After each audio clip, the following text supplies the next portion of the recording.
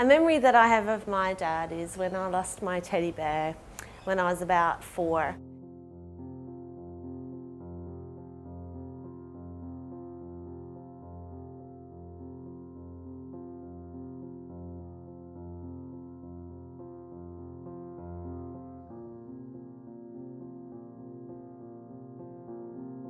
I had looked all over the park for it and asked neighbours, and I was sure some particular person had taken it, and I just couldn't find it, and I was very distraught, cry every night, and my dad would help me go along and look for it, and eventually he decided that he would just go and buy me a different teddy bear. It wasn't the same, and it wasn't, pretending to be the same. It was different and had a different name, but I just remember the way that he did that for me and how it made me feel. He wanted me to be happy. He wanted me to feel okay and not be upset and afraid anymore.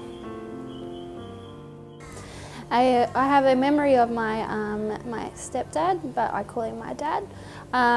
We used to, when my dad had his kids, every fortnight we used to go on a family picnic because we'd hardly see him because he would do night shifts. So when we went to the picnic, we had our adventures up in the trees or around rocks, and a lot of playing cricket and getting injured, and lots of wrestling and some soccer.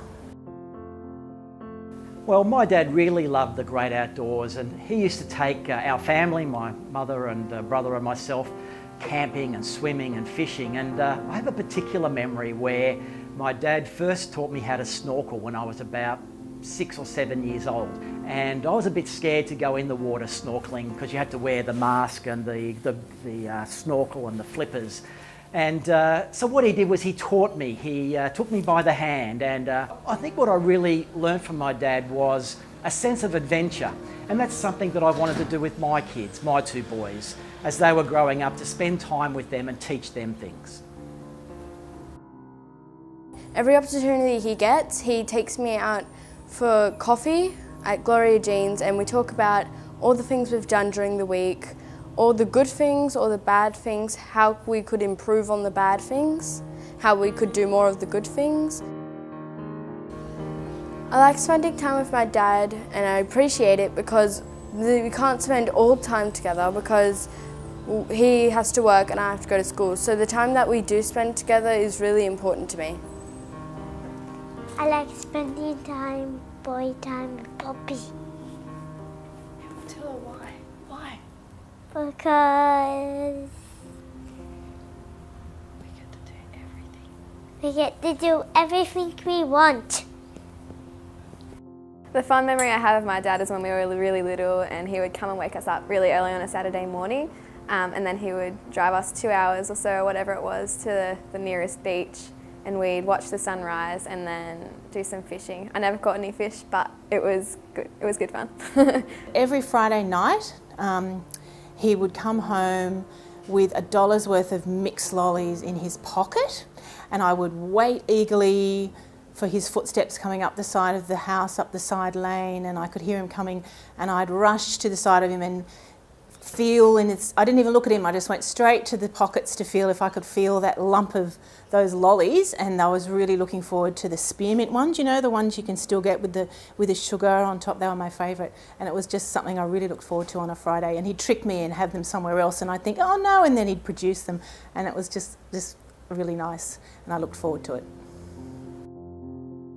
And my grandpa, when he wants to get things done, he just does it. I think that's what I remember of him. Anyway, we were living in a town in Udunda, as a country town, and he had to get the sheep from where he was to the yards, and so we didn't have a trailer, but I remember opening up the gate and chasing these sheep down the main street of Udunda. We got them there. It was all over the show, but I just remember that being a lot of fun with Grandpa. A really special memory that I have of my dad was when I was younger, I wasn't very good at saying sorry when I got grumpy at my parents, and I used to yell and stuff. And I think my dad knew that about me. He knew that when I would get really angry and yell and storm off to my room, I wasn't very good at being the first one to say sorry, even though I really wanted to. One time in particular, I remember I'd got mad at him for something and stormed off to my room and upsetting my room, and I really wanted to be able to make up, but I just couldn't come out and say I was sorry. And Dad gave me about 10 or 15 minutes, and then I just heard a knock on my door, and he just walked in and sat down on my bed and just said, "I'm really sorry, Ruby, you know, that we got a bit mad at each other." And it was probably just me who did something wrong, but he was never afraid to say he was sorry to his children, and it gave me the space to be able to say I was sorry. And he would never leave the room, never leave the conversation until he'd made me laugh at least once.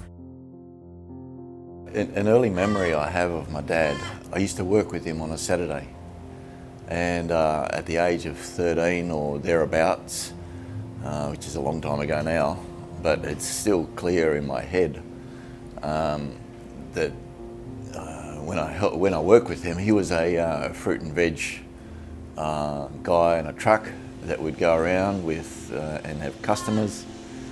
A bit like a milkman delivers the milk, he would do the fruit and veg. And but what he started allowing me to do was to move, or like drive the truck, like engine not started, it would just roll. So I'm 13, mind you, in the truck, roll from one client to another, and he wouldn't be at all anxious. He'd be sitting calmly next to me, and we'd do it. But what it displays to me now, and why it's so strong, is because he trusted me, and I believe that's made me part of who I am today. When I to be able to see people and to trust them is a huge thing, and for my dad to do that at the age of 13, yeah, I'm 62 now, so it's a long time ago, and it is vivid for me.